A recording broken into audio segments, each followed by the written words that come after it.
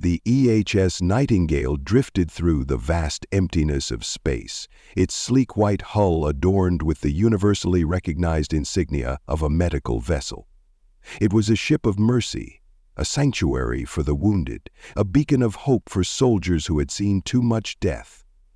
There were no weapons aboard, no shields strong enough to withstand an attack. The only protection it carried was the sanctity of its mission, upheld by the oldest and most sacred law of interstellar warfare, the Treaty of Solace, which forbade harm to medical vessels under any circumstances.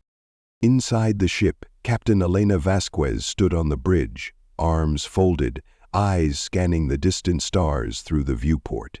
She had spent years in the service of the Terran Republic, but not as a warrior. Her battles were against infection, against trauma, against the slow, creeping hand of death that took soldiers long after the battlefield had been left behind. The war with the Dralkoth Empire had raged for nearly a decade, and the Nightingale had ferried thousands of casualties from war zones to safety. That night, or whatever passed for night in the cold of space, had been quiet, too quiet. There was always chatter on the long-range comms, updates from other ships, calls for assistance from the outer colonies, but now there was only silence. A silence that gnawed at her nerves. "Anything on sensors?" she asked. Her lieutenant, Aaron Blake, frowned at his station. "Negative, Captain. Just the usual space debris, no unusual." His voice cut off as an alarm flared to life. The bridge was bathed in red light. The sensor panel lit up like a battlefield, pulsing with incoming contacts. Blake's voice tightened.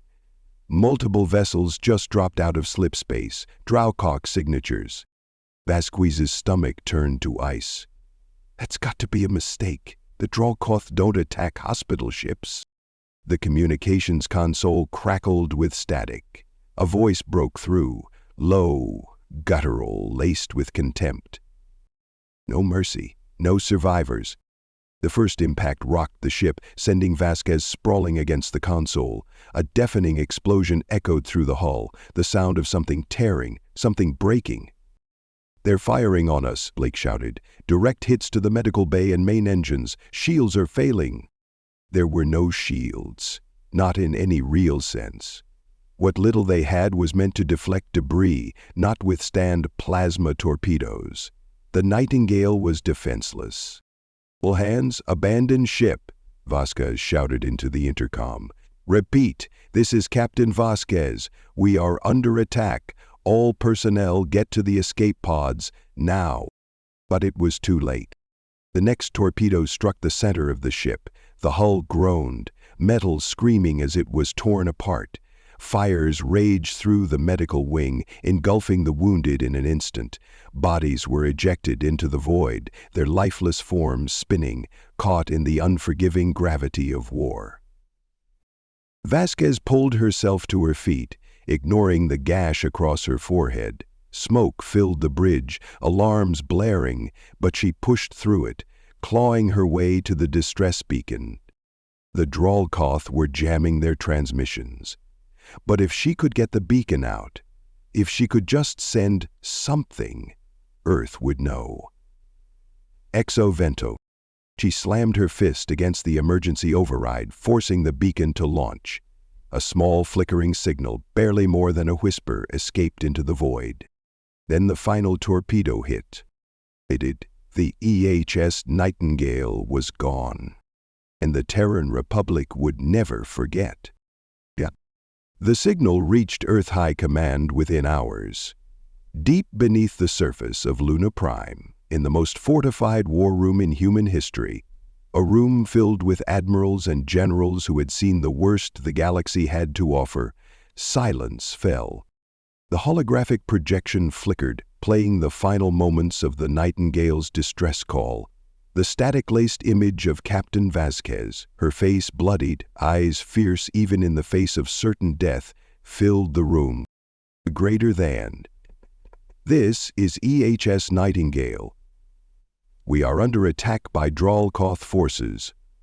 This is a hospital ship. We have no weapons. The transmission cut off. The silence stretched. Admiral Gideon Holt sat at the head of the long table, his fingers clasped together, his expression carved from stone. He had commanded fleets in a dozen wars. He had watched men and women die under his orders. But this was beyond war. This was butchery. To his right, Fleet Marshal Lena Dufresne exhaled slowly, her fingers tapping against the table. "We sent them the treaty codes," she said. Her voice was cold, controlled. They knew exactly what they were doing. General Arjun Malik leaned forward, his dark eyes burning. "We can't let this stand. If we don't respond, they'll do it again," Dufresne finished. Holt raised a hand. The room fell silent once more. He stood, his tall frame casting a long shadow over the table. When he spoke, his voice carried the weight of humanity's wrath. Greater than, no more negotiations, no more treaties, no more mercy. He turned to the war room's main display. A tactical map of the Drolkoth Empire shimmered before them, its strongholds marked in red. Greater than? He turned to the officers in the room, men and women who had bled for Earth, who had lost for Earth. Greater than, they attacked a hospital ship, they butchered our wounded. His fists clenched. Greater than, now we burn their stars. The order was given. Across the Sol system, the war machine of Earth awakened. In the shipyards of Mars, Titan, and Europa, dreadnoughts powered up their reactors. The TS Retribution, the most powerful warship ever constructed, prepared for war. Battle stations roared to life, hangars filled with the thunder of fighter engines. Within days, the largest fleet ever assembled in human history surged forth from Earth's orbit, a wall of steel, fire, and vengeance. The Drolkoth Empire had lit a fire they could not extinguish. And Earth was coming. In the depths of Korath Prime, the home world of the Drolkoth, the High Council of Warlords gathered. The chamber was vast, filled with the guttural growls of their kind, the clicking of talons against stone. The room was tense. At the head of the gathering, Warlord Zalvern stood tall, his crimson eyes glinting. "The humans are weak," he declared. "We struck at them and they cower. They will do nothing." High Priestess Vekra Khan let out a slow, rattling breath. "You are a fool," she hissed. "You do not understand the humans." A flickering holoscreen appeared before them, showing real-time footage from the Varashkul defense outpost. A human fleet approached. Not a skirmish force, not a border patrol. A storm of warships, moving with terrifying precision. The TS Retribution took point, its colossal form a mountain of metal and destruction. Alongside it, hundreds of Terran warships loomed, their weapons charged, their crews ready. Then a final message came through. Admiral Holt's voice. Cold, merciless. "Greater than, you murdered our wounded. Greater than, now your worlds will burn. Except that," the transmission cut to static, and the bombardment began. The moment the first bombardment wave struck the Drolkoth defense line at Varashkul, the sky above the planet was torn apart.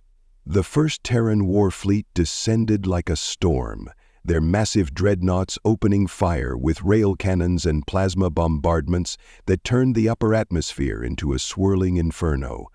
Explosions rippled across the orbital defenses, tearing apart outposts, communications arrays, and weapons platforms. The TS-RE's Retribution led the charge, its main cannon unleashing a beam of concentrated energy that split a Drolkoth war fortress in half, sending debris and burning wreckage tumbling into the planet's gravity well. The Drolkoth were unprepared.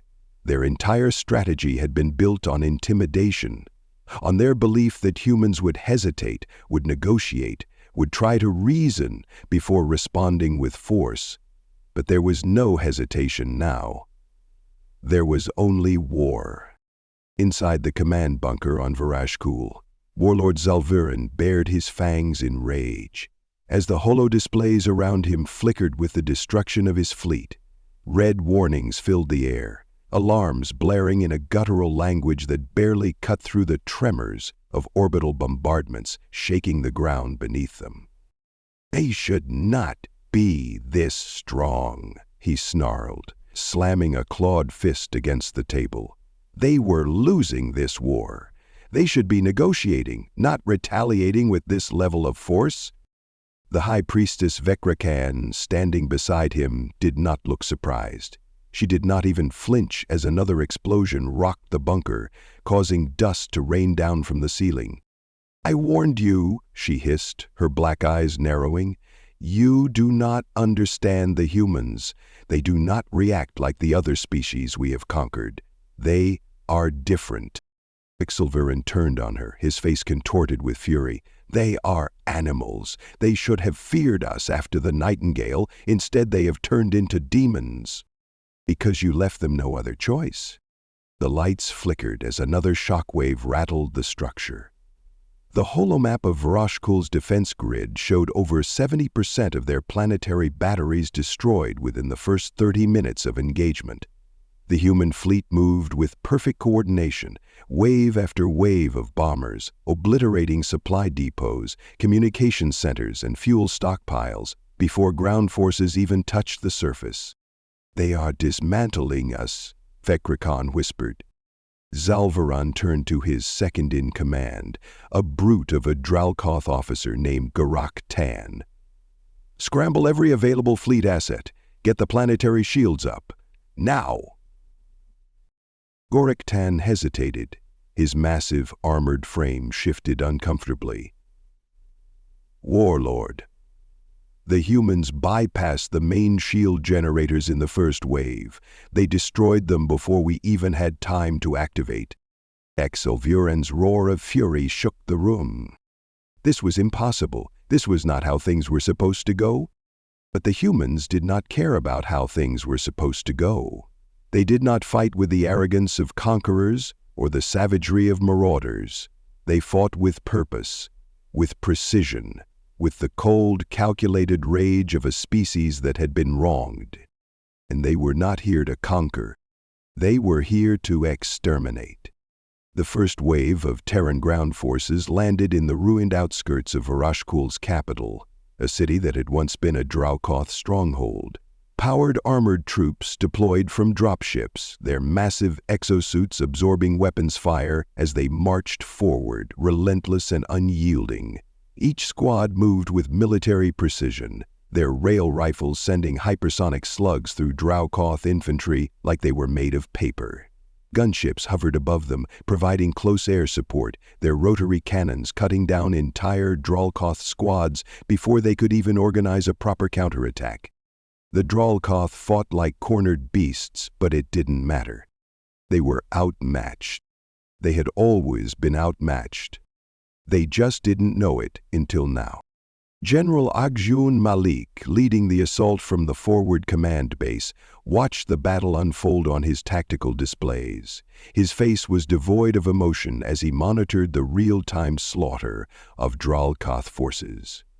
He keyed his comms to his front-line commanders. No prisoners. There was no hesitation in the replies. Yes. Across the city, Terran infantry realized that such things were not true, exhibited surrendering soldiers on sight. There would be no mercy. Not after the Nightingale. Not after what had been done to their wounded. Human battle tanks crushed the bodies of the fallen as they rolled through the streets, their plasma cannons reducing buildings to molten rubble. Entire Dralkoth garrisons were incinerated by orbital strikes, their command centers erased before they could even attempt a retreat. The war was not being fought for territory. It was being fought for revenge. The Dralkoth High Command, watching from their distant homeworld of Korath Prime, was in chaos.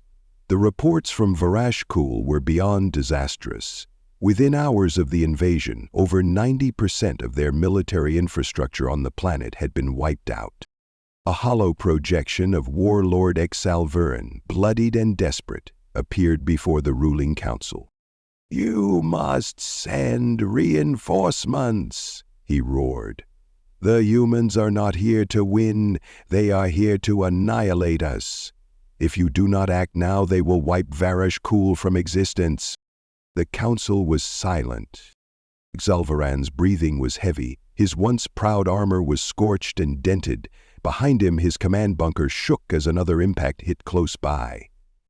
Then, the supreme warlord of the Drolkoth, a being who had never once shown fear in his long reign, finally spoke. "We cannot spare the fleets." Zalvaran froze. He did not understand. "What?" The supreme warlord's voice was low. "The humans are already moving on our outer colonies. Their fleets are hitting multiple systems simultaneously. If we divert forces to Varashkul, we leave ourselves open to an even greater assault." Zalvaran realized the truth in that moment. They were losing. Not just this battle, not just this war. They were dying. The humans had come, and they were erasing them from the galaxy. And no one was coming to save him. The hollow call cut out as the bunker shook one last time. The roof collapsed in a firestorm of debris, crushing Zalvaran and his command staff beneath tons of rubble. On the surface, the last remnants of the Drolkoth military tried to flee, but there was nowhere left to go. The TSC Retribution fired one last planetary bombardment, targeting the capital city itself. There was no evacuation order, no mercy, just fire. From orbit, Varashkul ceased to exist. Where once a mighty Drolkoth world had stood, there was now only scorched rock, and the remnants of a civilization that had dared to cross the Terran Republic. The war was no longer about borders, no longer about politics. It was about vengeance. And the Drolkoth would not survive it. The embers of Varashkul still glowed in the void as the first Terran war fleet moved onward, its forces now splitting into multiple battle groups, striking deeper into Drolkoth space. The destruction of the planet had sent shockwaves through the enemy's empire. Panic spread like wildfire. What had once been a mighty empire, feared across the stars, now faced something far worse than war. They faced extermination. The TSR Retribution, the mightiest warship in human history, led the next assault. It had become more than a weapon. It was a symbol, a monstrous specter of vengeance, spoken of in hushed, fearful whispers among the surviving Drolkoth warlords. The name of its commander, Admiral Gideon Holt, had become a curse. Across the shattered remains of their empire, Drolkoth fleets tried to rally, to regroup, to form some kind of defense, but it was too late. Earth had come for blood. The next target was Virtus V, an industrial world responsible for producing over 30% of the Drolkoth war machines. It had been a fortress world once, a place of impenetrable defenses, massive orbital stations, and legions of warships. Now it was a graveyard before the battle had even begun. The Terran fleet arrived in force, their warships dropping from slipspace with a precision that sent the Drolkoth defenders into a frenzy. Every planetary defense system turned to face them, but the humans were ready. They did not attack recklessly. They did not waste time. Instead, they launched a single weapon, a Hellfire Annihilator, a planetary siege device designed for one purpose: to make a world uninhabitable. The weapon struck the surface with a blinding pulse of energy, sending a shockwave that rippled across the atmosphere. Firestorms erupted, entire continents turned to ash, oceans boiled away as the atmosphere itself ignited. Within minutes, the once mighty world of Vortalis V became a lifeless, smoldering husk, its surface cracked and barren. The Drolkoth fleet in orbit watched in horror. They had never seen such destruction. But the humans had only just begun. A message was sent across all open frequencies, a simple, cold declaration from Admiral Holt. This is what justice looks like. The remaining Dralkoth warships tried to flee, but there was no escape.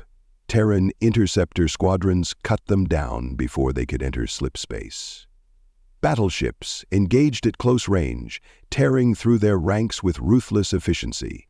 The once mighty Dralkal Imperial Armada was being systematically erased from existence. The High Council of the Dralkoth, now trapped within their fortified capital world of Korath Prime, watched in numb horror as one system after another fell into silence. The humans were not just winning, they were eliminating them. Inside the High Council chamber, Warlord Gorath Kal, the supreme commander of the Dralkoth military, paced in growing rage and desperation. His claws clicked against the polished obsidian floor, his red eyes burning with fury. "Excellently, Governor." "This is madness," he snarled. "The humans should have broken by now. Their fleets should have been crushed. Instead, they fight harder with each victory. What kind of species embraces war like this?" High Priestess Vetrakan, her once cold certainty now replaced with dread, spoke in a whisper. "They are not fighting for conquest." Gorath Kal turned on her. "What? They do not fight as conquerors. They do not fight as empire builders." She paused, her gaze distant. "They fight as executioners." A long silence filled the chamber. For the first time in their long, brutal history, the Dralkoth understood fear. Then the alarms blared. The final Terran invasion force had arrived. The last battle of the Dralkoth Empire had begun. The first Terran warfleet emerged from slipspace, its forces moving with unrelenting precision. The TSCS Retribution took point, its main weapon fully charged. Around it, hundreds of warships formed into tight, coordinated strike groups, every vessel prepared to unleash hell. The Dralkoth Home Defense Fleet, once the pride of their empire, was outnumbered, outgunned, and demoralized. But they had nowhere left to run. The final battle of Korath Prime raged for hours, the void filled with the blinding flashes of weapons fire. The Dralkoth defenders fought like dying gods, unleashing every weapon at their disposal. Massive orbital batteries, planetary defense turrets, and suicidal last stands. None of it mattered. The humans were unstoppable, and that, one by one, the mighty Dralkoth warships fell, their hulls torn apart by Terran dreadnoughts. Their once great flagship, the Vorkaloth, was reduced to a drifting wreck within the first hour of combat. Then the ground assault began. Terran shock troops deployed in waves, their drop pods slamming into the surface with terrifying force. Mechs, heavy armor, and super soldiers in advanced exosuits flooded the cities, crushing all resistance before them. Gunships rained down death, entire districts leveled as humans advanced with relentless fury.